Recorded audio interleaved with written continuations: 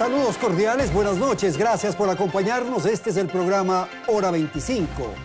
En una semana exactamente los ecuatorianos habremos elegido un nuevo gobierno.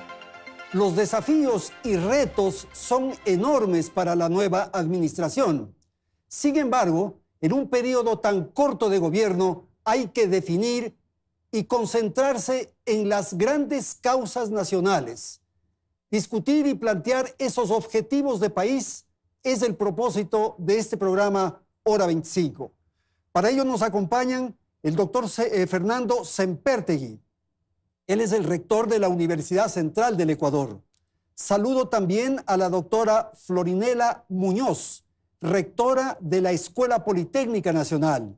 En Guayaquil nos acompaña el doctor Andrés Moreno, decano de Derecho y Gobernabilidad de la Ecotec. Y saludo al economista Rubén Flores, representante de la Universidad Católica de la PUCE. Gracias a nuestros panelistas. Aquí empezamos. Belén, buenas noches. Hola Andrés, amigos, muy buenas noches. Resta apenas una semana para que los ecuatorianos decidamos quién será el nuevo presidente de la nación y hay temas que deberían convocar a la unidad. Temas que, sin importar la línea política de quien gane, deben ser solucionados lo más rápido posible. Uno de ellos es justamente la inseguridad. Todas las encuestadoras coinciden en que este es el tema de mayor preocupación para los ecuatorianos.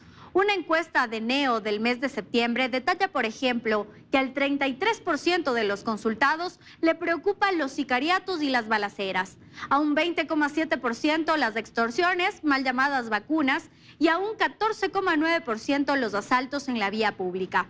Y no es para menos que esa sea la mayor angustia de la gente en el Ecuador. Es que hace poco pasamos a formar parte de los 10 países con mayor criminalidad en el mundo. Esto según el informe global contra el crimen organizado transnacional. ¿Cuáles deben ser entonces las estrategias en torno a este tema? No es algo que requiere un gran acuerdo nacional y el apoyo desde todos los sectores, pero ¿cómo lograrlo? Vamos contigo, Andrés. Muchísimas gracias, Belén. Simplemente una corrección en la presentación que hice. Andrés Madero en Guayaquil. Mil disculpas. Gracias, Andrés, por estar con nosotros aquí en Teleamazonas. Y claro, el tema de la seguridad, Rubén. Tenemos que estar unidos todos. Es un problema de enormes consecuencias que afecta a todos los ecuatorianos y es preciso que desde la academia llevemos adelante ofensivas, propuestas, iniciativas. Buenas noches. Gracias, Andrés. Quiero, en primer lugar, saludar buenas noches con todos y con todas, al panel, sobre todo, Fiorelena, Fernando y Andrés, que está en Guayaquil. Finalmente, creo que ese es uno de las grandes demandas. Si uno define los 4 desafíos grandes que tiene que enfrentar el nuevo gobierno, el primero es el tema de la seguridad, pero eso pasa por discutir también, digamos, un esfuerzo de recobrar y fortalecer la institucionalidad. Creo que ahí hay un elemento de una crisis institucional muy severa que define la necesidad de buscar este acuerdo y consolidar la discusión.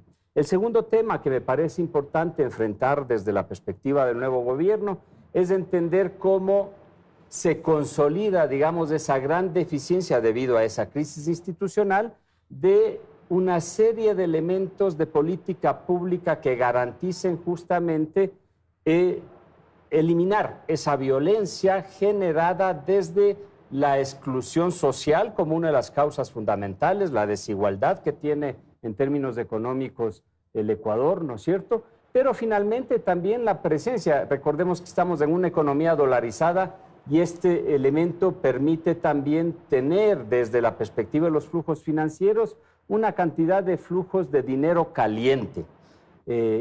Y eso es parte también del elemento que hay que actuar. Son todo unas estructuras económicas que están funcionando desde la perspectiva de la relación internacional, ¿no es cierto? Son todas estas estructuras importantísimas y desde esa perspectiva me parece que tenemos que impulsar justamente un esfuerzo de creación de bienes públicos que garanticen justamente esta cerrada de brechas y desde luego el primer elemento es la generación de empleo como clave para esto. Gracias, Rubén.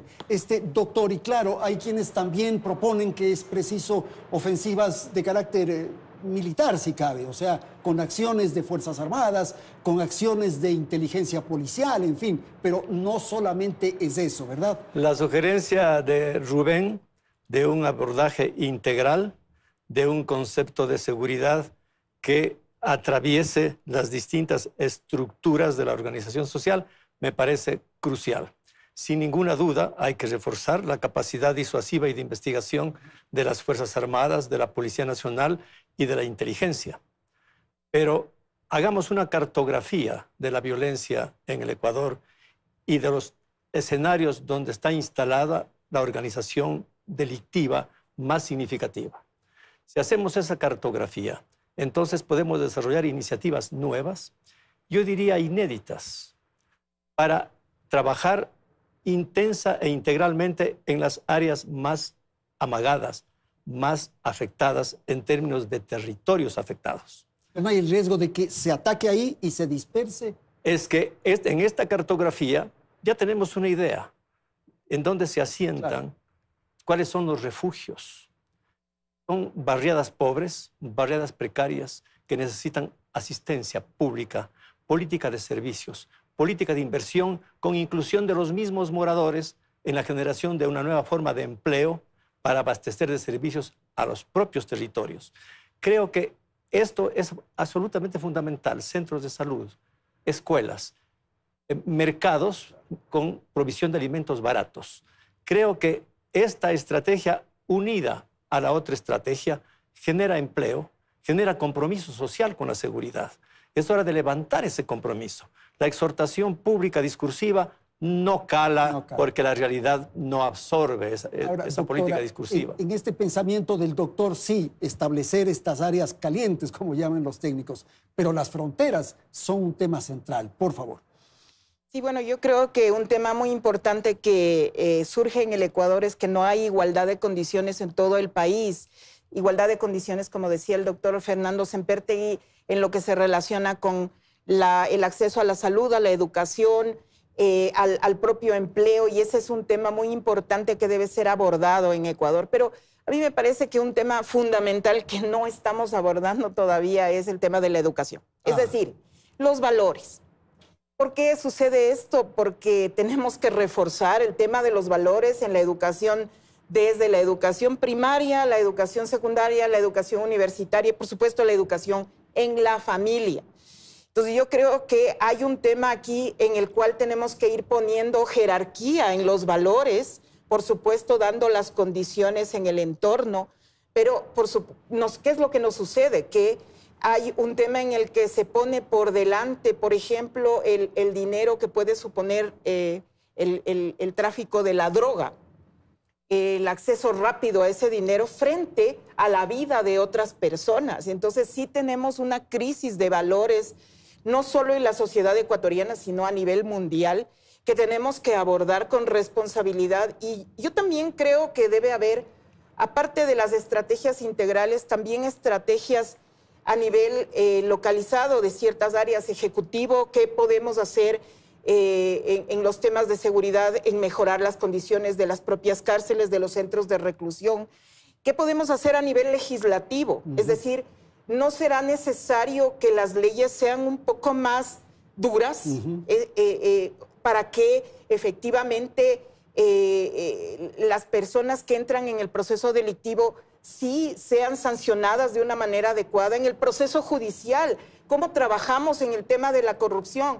Y creo que debe haber, en el sentido de la pregunta, un encuentro ciudadano en el que de alguna manera todos aportemos, y desde la academia, por supuesto, con la innovación de lo que decía Fernando y las condiciones que aseguren que los ciudadanos pues se sientan en una sociedad que es de mejor calidad de vida. Y eso creo que es un tema muy importante que todos tenemos que abordar. Sin duda. Vamos a ir con Guayaquil, con Andrés Madero, su apreciación de lo que han dicho sus colegas, incorporar un elemento que es justamente lo que decía la doctora. Hay cantidades de dinero alrededor del narcotráfico y siempre va a ser más poderosa incluso que los estados. Doctor, por favor. Buenas noches, Andrés. Un saludo a todos los televidentes. Efectivamente, en este punto yo creo que es claro entender una situación. Sin seguridad no hay paz y sin paz no hay vida. Estoy tan claro en ese concepto y es nosotros, desde la academia, quienes debemos empoderarnos, yo creo, en este momento histórico que vive el país para liderar como un faro de desarrollo y amalgamar todos estos conceptos. He escuchado con claridad lo que dice en el tema de abordar de manera integral la seguridad que requiere todos los ciudadanos de nuestro país. Pero en ese sentido, yo creo que es importante también que comprendamos que todo se retorna hacia la educación.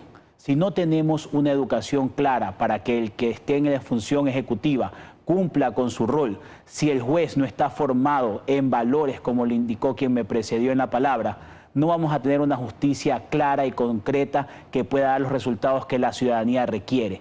Y la educación en valores va a permitir fomentar que no pase lo que me está indicando usted, que el narcotráfico, que dinero de lavado de activos seduzca por un principio a los jóvenes, a adultos inclusive, que se dejan seducir por el llamativo poder que da el dinero sucio.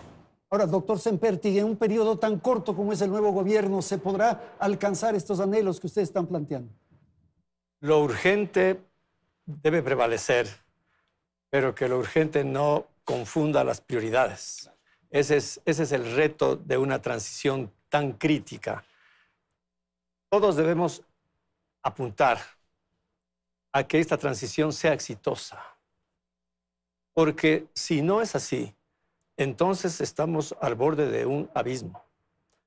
La recuperación del país, la confianza ciudadana, la inversión social, la reactivación productiva, pasa por el control de la seguridad. Si no, es un Estado al borde de ser un Estado fallido. En consecuencia, claro, cuando hablamos del abordaje integral, sin ninguna duda hay que tocar el asunto de la educación. Pues claro, porque ya sabemos que hay miles de jóvenes que deambulan en la incertidumbre porque no tienen espacios para educarse. La educación en valores exige que haya la posibilidad de educarse. Pero son procesos muy largos, tomará mucho tiempo. No tan largos. Por lo menos 2 generaciones, doctor. Nosotros hemos propuesto que en 4 años puede equilibrarse la oferta y la demanda de los jóvenes bachilleres en cuanto a educación superior. Con una inversión anual de $100 millones, son más o menos 30, 40 mil plazas por año, 120 mil plazas en 4 años, está corregido el déficit. Eso significa política pública, voluntad de inversión en educación superior pública. No podemos seguir acumulando activos de talento humano que no tienen posibilidad de salida. Eso un país no puede permitirse. Ya tenemos casi 1 millón de jóvenes en este receso. Jóvenes muy vulnerables a las situaciones que estamos examinando. Muy vulnerables.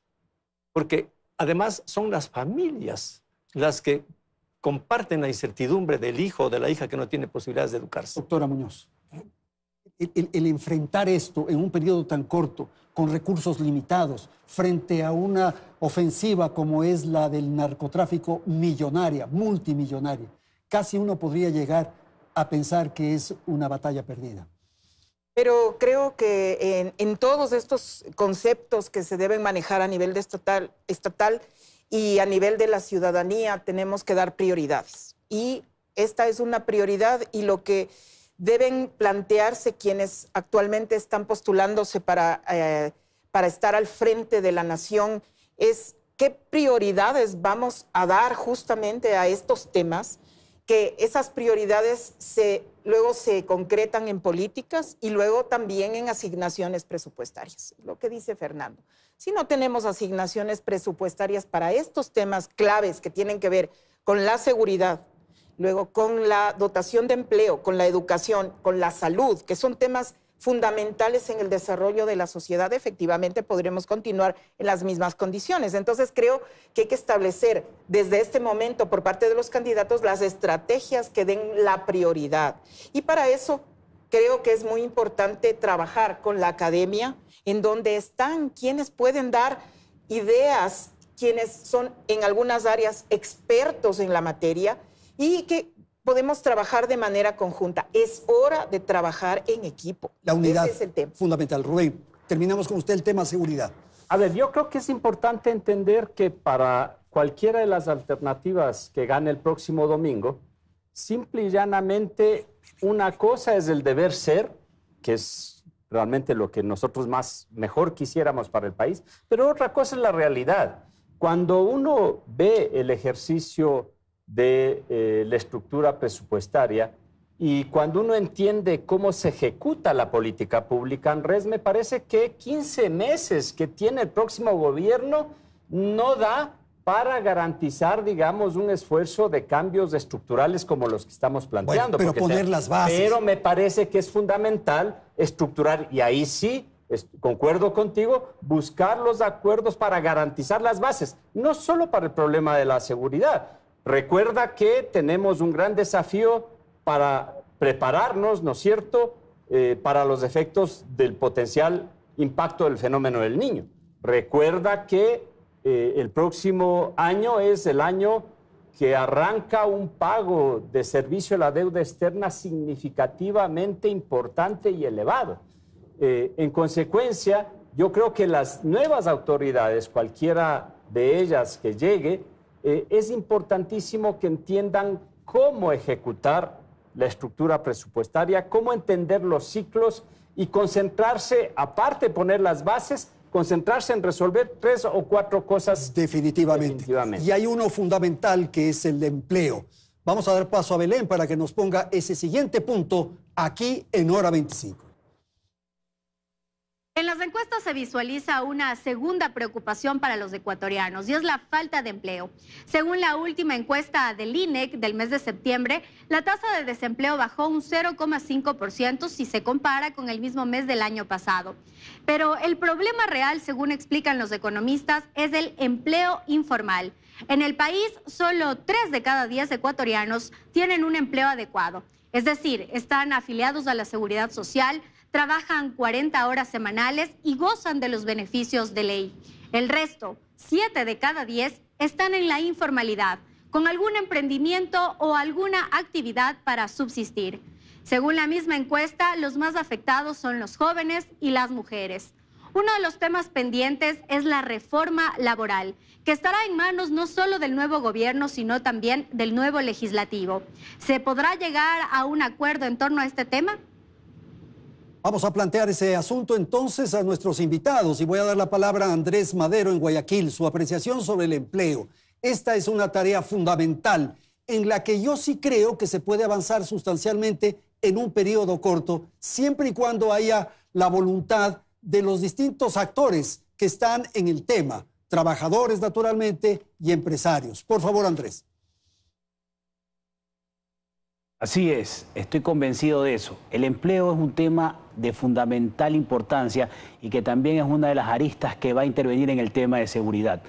En el tema de empleo ya hubo acuerdos entre grandes sectores de empresarios y trabajadores, entre los sectores obreros, entre los sectores industriales del país. En el seno del Consejo Nacional de Trabajo, en el año 2019, se dio algo inédito.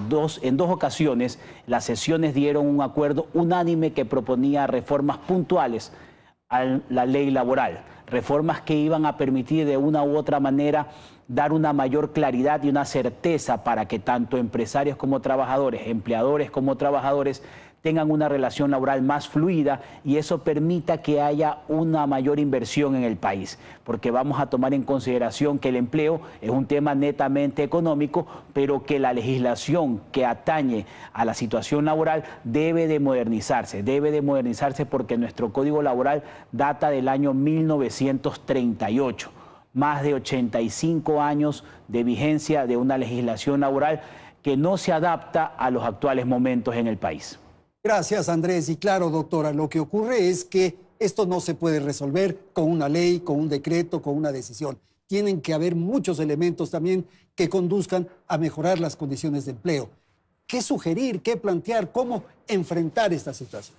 Bueno, yo creo que algo que es muy importante, que se ve en algunos países muy desarrollados, es que hay que trabajar en los temas del emprendimiento parecía como que lo estábamos enfocando de una manera negativa. Yo creo que el emprendimiento es un tema muy importante si es que lo trabajamos con seriedad y dirigido hacia un emprendimiento que nos lleve a una innovación de alto impacto. Y ahí se genere más industria. Tenemos una industria muy pequeña en Ecuador, un sector productivo demasiado pequeño. Tenemos que crecer en el sector productivo, pero ¿quiénes van a generar este crecimiento? Pues los profesionales que surgen de nuestras universidades tienen que ser los nuevos generadores de producción y empleo. Obviamente eso no se va a dar en este periodo tan corto, pero sí creo que tenemos que como universidades y como país ir planteando estas posibilidades porque, como hemos visto hace poco, ya no vamos a tener los ingresos del ITT. Entonces tenemos que pensar en las otras alternativas. Hay países tan pequeños como Israel que viven exclusivamente de la innovación y de la generación de impacto de pequeñas empresas que luego se hacen enormes empresas que generan ingresos para el país. Pues yo creo que hay que pensar en esas alternativas en un país como Ecuador, que tiene tantos recursos y un talento humano pues excelente. Me parece interesante esto, la universidad, la academia, responsable también de generar talentos, capacidades profesionales, en fin, para llevar adelante iniciativas. Totalmente de acuerdo, Andrés, en tanto y en cuanto justamente la academia también se ponga en el marco de hacer sus propias reformas internas para garantizar realmente una respuesta a la demanda adecuada desde la perspectiva de la formación en términos de oferta. Sin embargo, me parece que un dato interesante, siempre pensando en el corto plazo que tendrán las nuevas autoridades. En 15 meses no vas a poder resolver un problema que lo venimos arrastrando desde hace algunos años atrás y que es un tema estructural. Sin embargo, solo un dato complementario a lo que plantea Belén. Cuando uno ve qué sectores productivos generan empleo en el Ecuador, tú te encuentras con que el sector de recursos naturales, donde está la agricultura, donde está la minería, donde está el petróleo, es el sector que más empleo genera. Y en el sector agrícola, sobre todo, el 30.2% de la población económicamente activa está aportando en esta generación de empleo. Entonces, uno, y al gobierno que le toque, pues sencillamente tendrá que garantizar una lectura clara de esto para entender cómo realmente esos sectores que más generan empleo sean los sectores que realmente en este año destinar esfuerzos ahí para y proporcionen. Ajá. El segundo elemento es que frente a este desafío, insisto nuevamente, digamos, tienes que advertir que frente al tema del impacto del fenómeno del Niño, justamente son esos sectores los más afectados. Entonces vas a tener que hacer un doble esfuerzo, no solo el de mitigación, sino también el de poder potencializar en los próximos años para que el efecto del próximo año no sea una mayor recesión económica. Entonces, me parece que por ahí tenemos que impulsar. Totalmente de acuerdo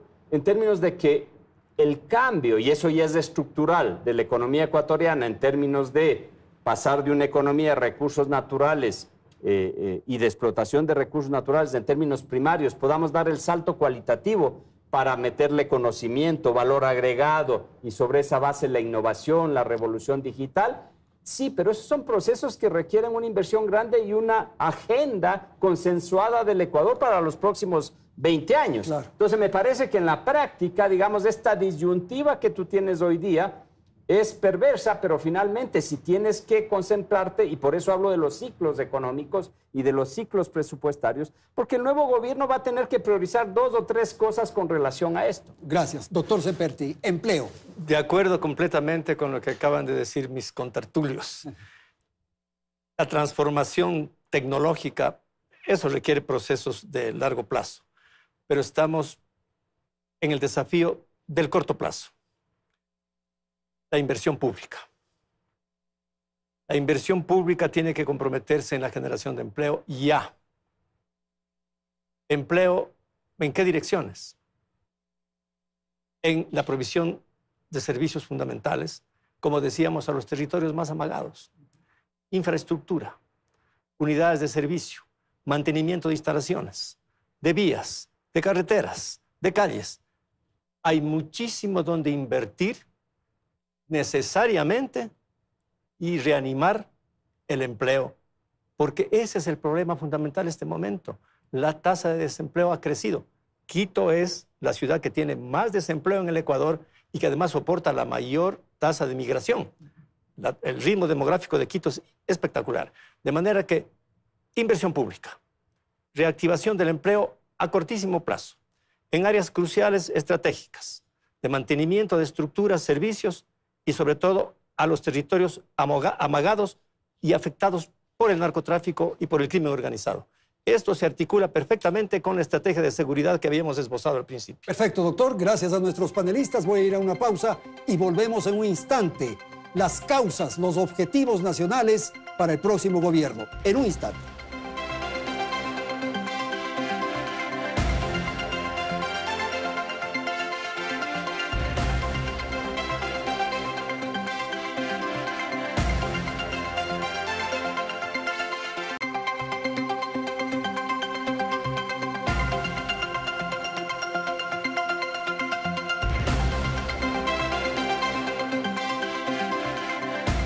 La economía también está en la lista de preocupaciones de los ecuatorianos. Aunque en puestos inferiores, la gente teme por el futuro de un país cuyas cuentas otra vez están en rojo.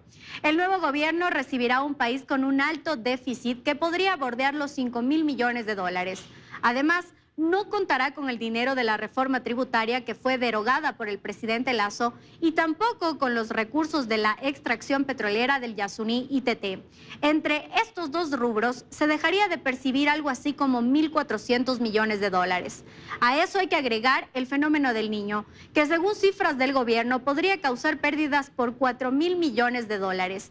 Y agreguemos que las exportaciones caerían en un 7% por la afectación a sectores como el camaronero, bananero, pesca, entre otros.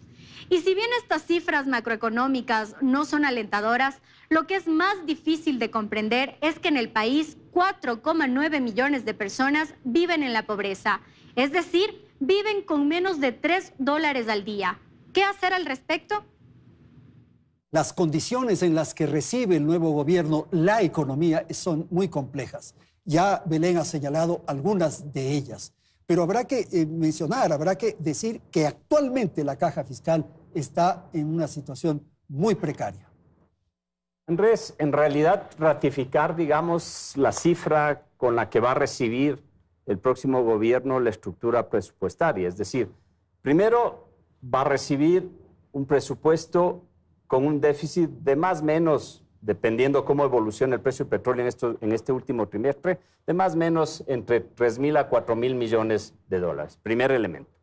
Segundo elemento, me parece que el nuevo gobierno va a tener que esperar 3 meses en todo el ciclo de aprobación del nuevo presupuesto, con lo cual lo que va a tener que mover es un presupuesto prorrogado en el primer trimestre. Y este presupuesto va a estar agotado probablemente, ya estaba... Por supuesto, claro. Pero de todas maneras vas a tener, digamos, relativos ingresos que normalmente en el ciclo presupuestario se vienen.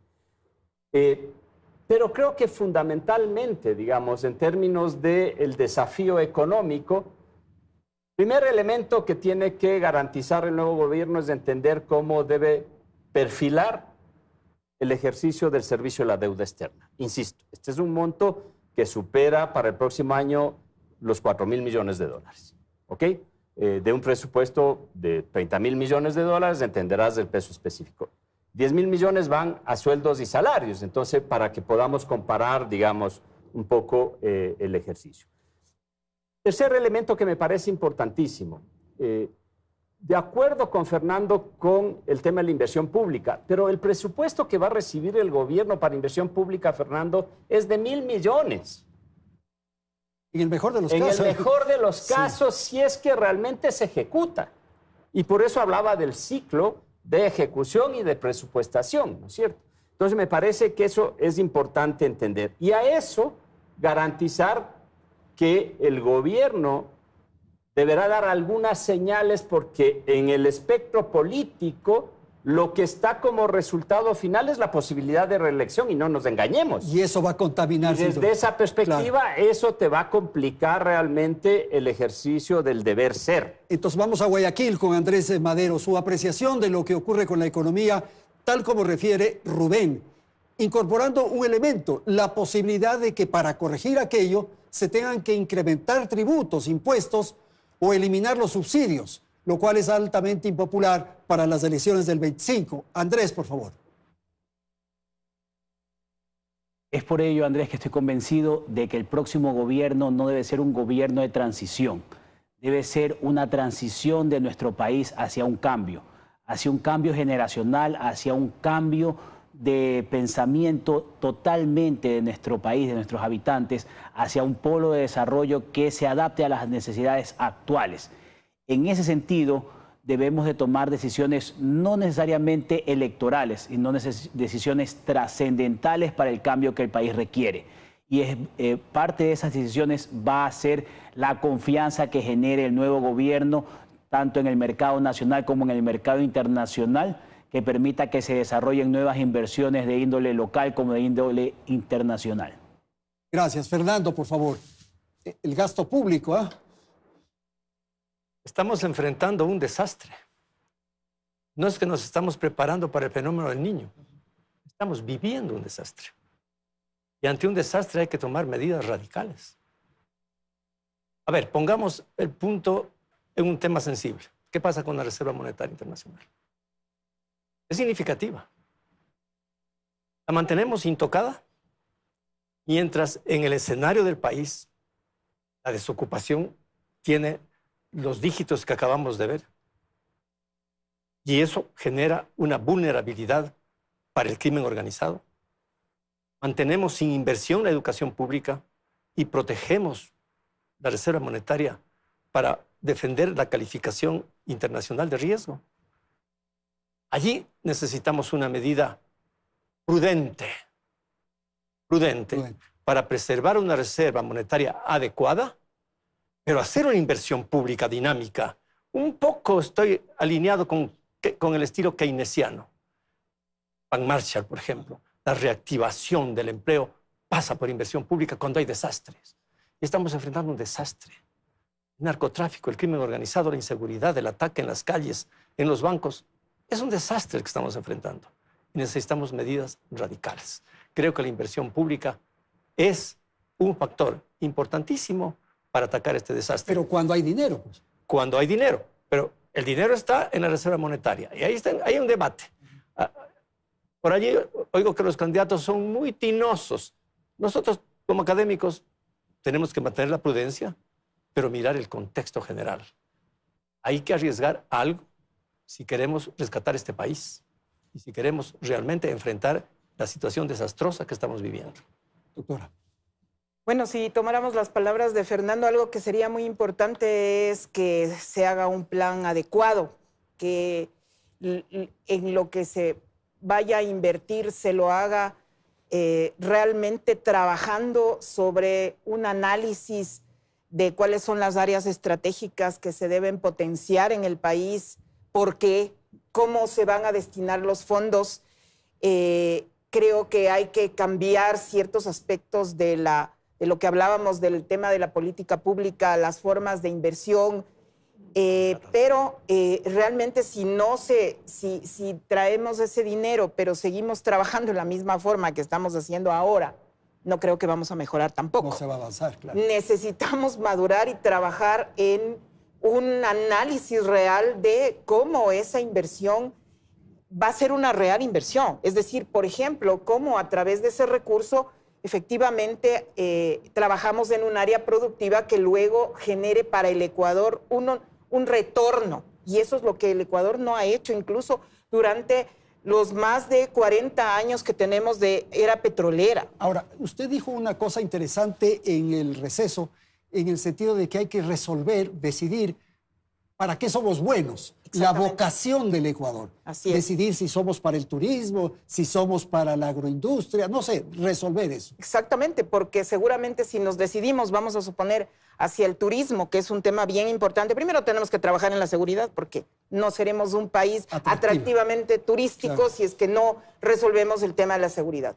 Pero el trabajar en el turismo requiere una inversión en infraestructuras y alianzas que tenemos que hacer con ciertos sectores para poder potenciar el turismo de una manera, además, que probablemente sea distinta a la que se maneja en otros países y en lo que nosotros queremos mostrar. Pero entonces, al trabajar en ese plan, lo tenemos que hacer de manera seria para que este recurso, si es que decidimos tomarlo, no se desperdicie, no se pierda, tenga retorno. Ese es el tema que tenemos que trabajar. Perfecto. El tema de la reserva es muy sensible, muy delicado. Incluso hay detractores respecto a eso que señalan que podemos perder el dólar, Rubén. No, Andrés, yo creo que es importante no poner ese miedo. Creo que hay que ser cautelosos. Claro. El tamaño de la economía del Ecuador es de 120.000 millones de dólares. La reserva al día de hoy está más o menos en 6.500 millones. La masa monetaria del país es cerca de 60.000 millones de dólares. Y ahí es riquísimo entender que de esos 60.000 millones, 16.000 millones tiene un sector que es potente, que es el de la economía popular y solidaria, que son las cooperativas. Entonces, digo, hay que estar tranquilos, hay que no despreocuparse, hay que ser cautos. Pero, insisto nuevamente, la semana anterior tuviste un programa con varios expertos, exgerentes del Banco Central, exgerente del Banco Central, y ella planteaba que hay herramientas para manejar lo que Fernando plantea, pero que desde la perspectiva no solo académica, sino desde la perspectiva de la gestión, tiene que garantizarse lo que Andrés Madero ha planteado, es decir, dar confianza, claro, no solo en la economía doméstica, sino también en la economía internacional, y para eso las herramientas que se debatan para usar la reserva monetaria en términos del marco normativo que es posible, pues hay que ejecutarlas y hay que impulsarlas, porque finalmente, digamos, son recursos que van a ser mucho más baratos en términos de costo de oportunidad, claro, que aquellos que salga a buscar el nuevo gobierno en el mercado financiero internacional, con un riesgo país de cerca de 1.800 puntos,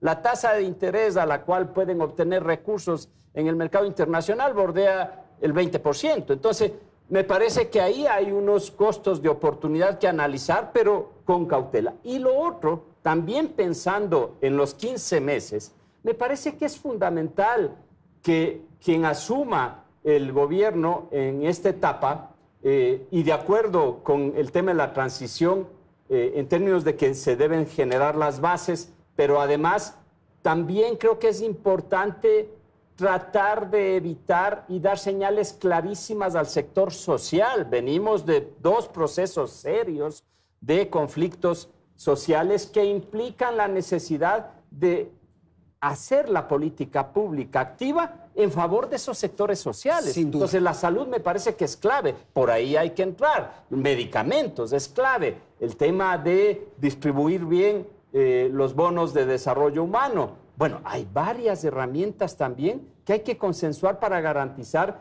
bajar el nivel de conflictividad. Vamos con Guayaquil. Andrés Madero, su apreciación de lo que han dicho sus colegas en el ámbito de la economía, poniendo un ingrediente que es de alguna manera el que ha sugerido Rubén, y es el tema social, con un asunto que es la migración, el enorme conflicto, problema, fenómeno de la migración. Por favor, Andrés.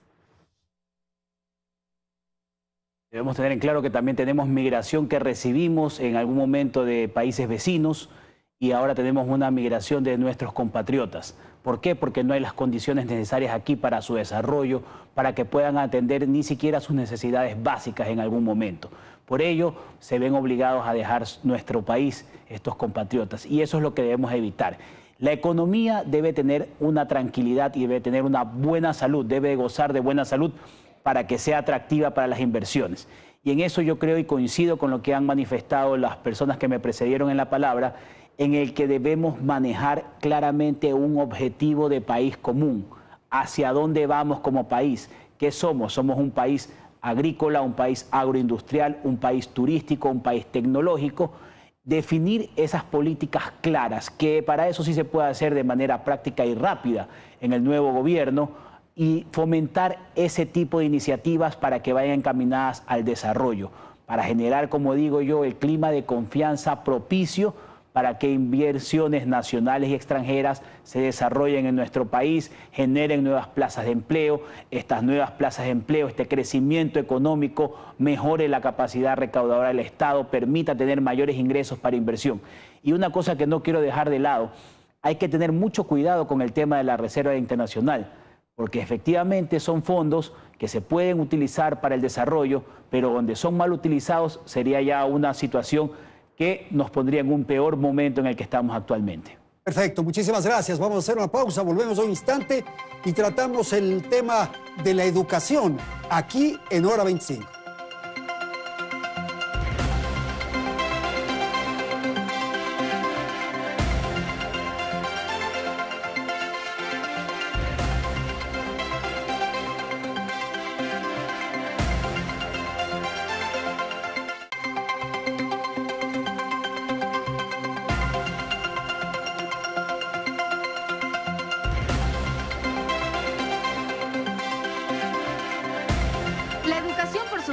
No puede dejar de ser uno de los retos del nuevo gobierno.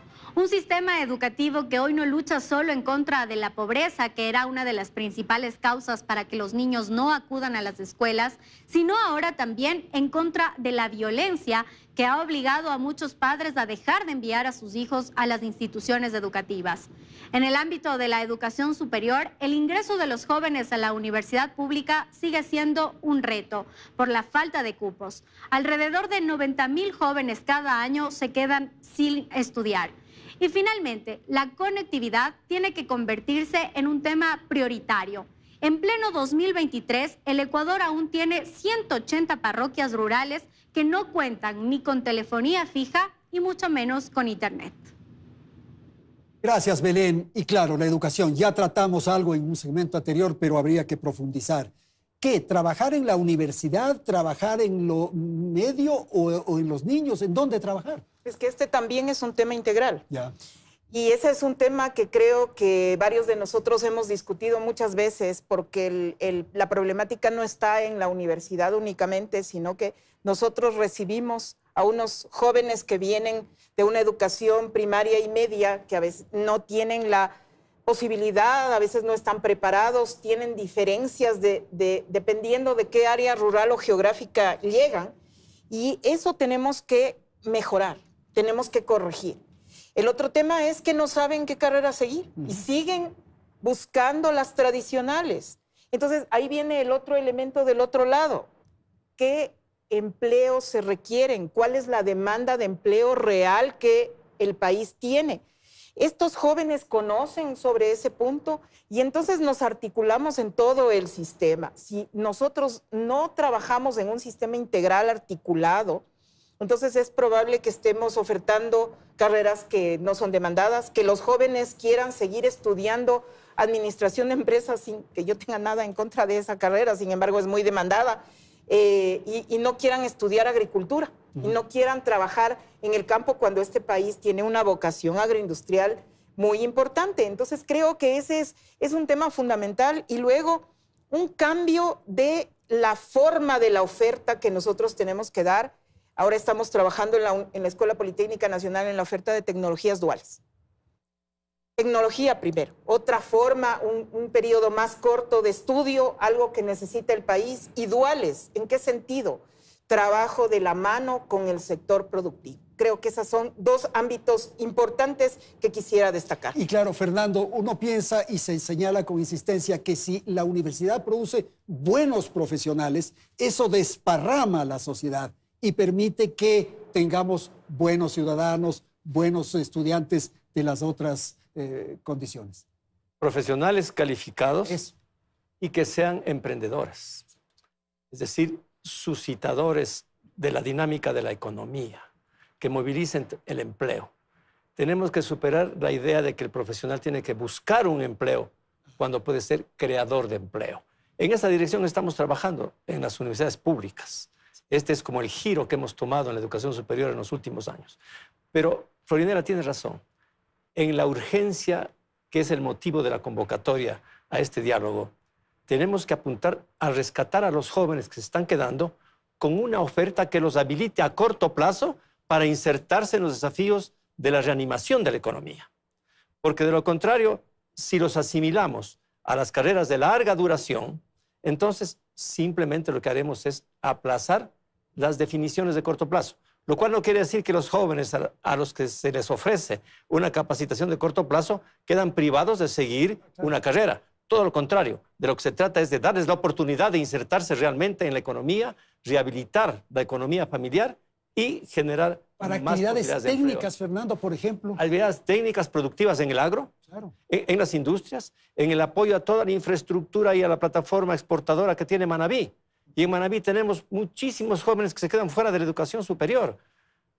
Hay la idea, comparto de una vez, de convertir esa plataforma de la refinería en una ciudad inteligente para albergar a las familias de los trabajadores de las industrias exportadoras de Manabí y multiplicar la capacidad de esa plataforma competitiva internacional.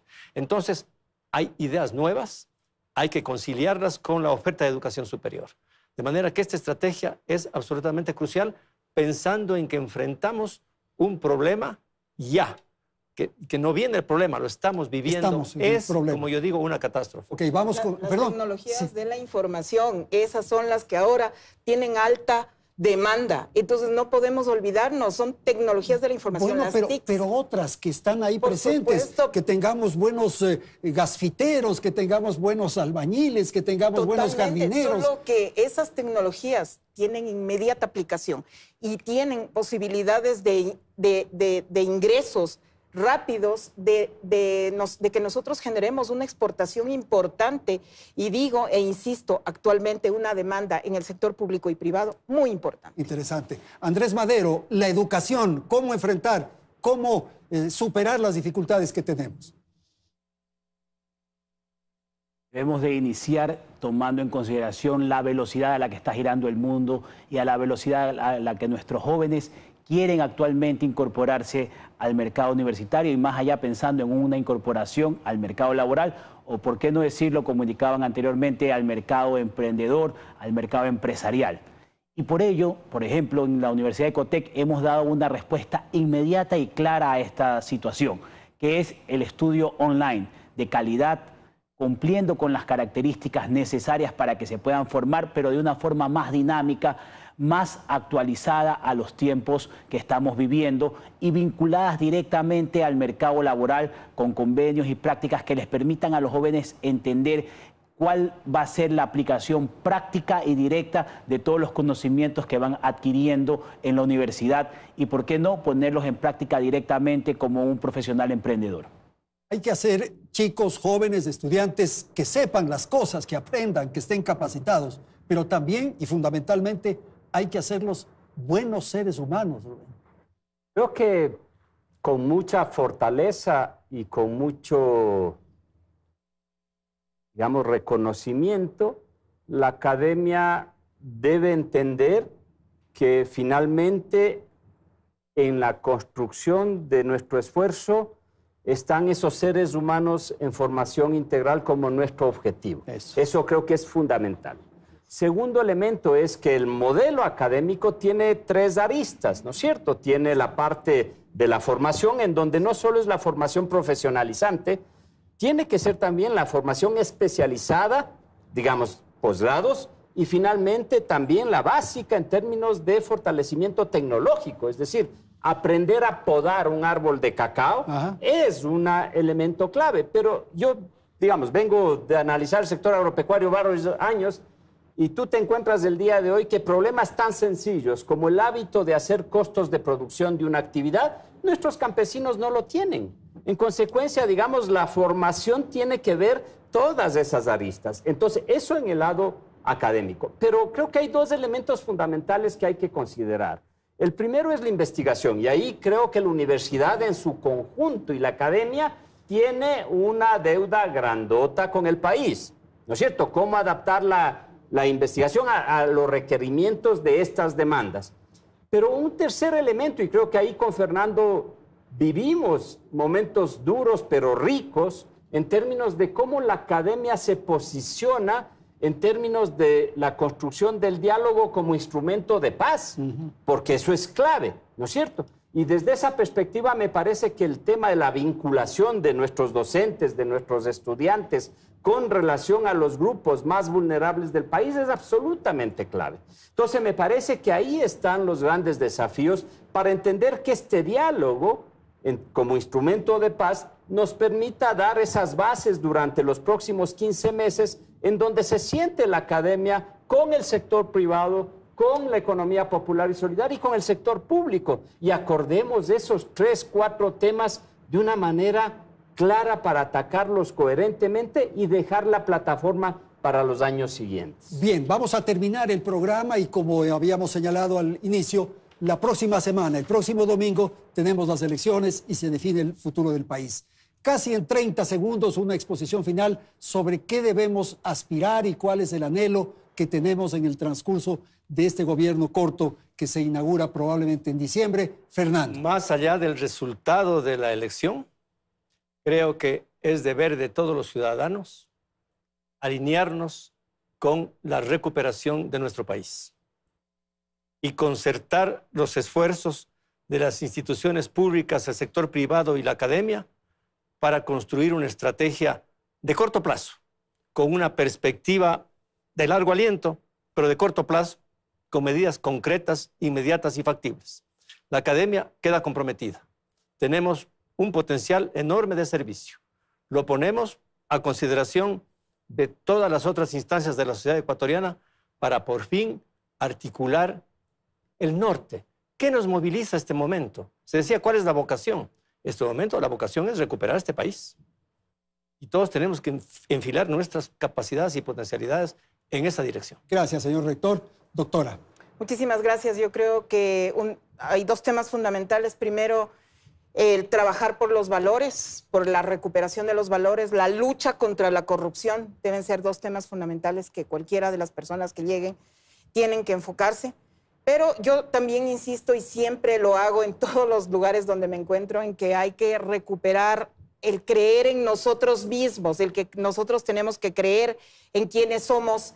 Y eso nos debe llevar a saber que existen en el Ecuador personas capaces de desarrollar y de generar alternativas. Tenemos que recuperar el creer en nosotros. La confianza en nosotros. La confianza en nosotros mismos. Eso es un tema muy importante. Perfecto. Rubén, por favor. Solo un mensaje clarísimo desde la academia al sector político, porque me parece que es importante que ellos son los que van a administrar el Estado, cualquiera de los 2 candidatos que logre pasar. Y el mensaje es realmente cuidarse de caer en las tentaciones demagógicas que hagan que la recuperación económica de la economía ecuatoriana siga en soletas. Si no resolvemos el tema de la estructura de la recuperación económica, no vamos a poder resolver los distintos problemas como tal. Entonces, me parece que ahí el esfuerzo nuestro desde la academia es aportar durante estos 15 meses a ir resolviendo las bases para esa crisis institucional y de valores que tiene el país a través de la recuperación económica. Gracias. Vamos a Guayaquil. Doctor Madera, por favor, su mensaje en estas circunstancias de gran importancia, de enorme trascendencia para el país. Por favor. Es el momento de pasar a ser protagonistas, todos los ecuatorianos, protagonistas de la historia de éxito que queremos conseguir. Estoy convencido que la academia debe ser el faro de desarrollo que guíe a toda la ciudadanía, a todos los sectores, tanto privado, público, para que tengan una respuesta clara a lo que el país está buscando. Desarrollarnos en seguridad, en paz, con tranquilidad, de manera armónica y que haya la satisfacción de todas las necesidades que tenemos los ecuatorianos en nuestro país. Muchísimas gracias entonces a Andrés Madero, Fernando Sempertegui, Florinela Muñoz y Rubén Flores. Gracias a la audiencia. Hasta la próxima semana. El domingo tendremos una edición especial de Hora 25. Felicidades, Ecuador.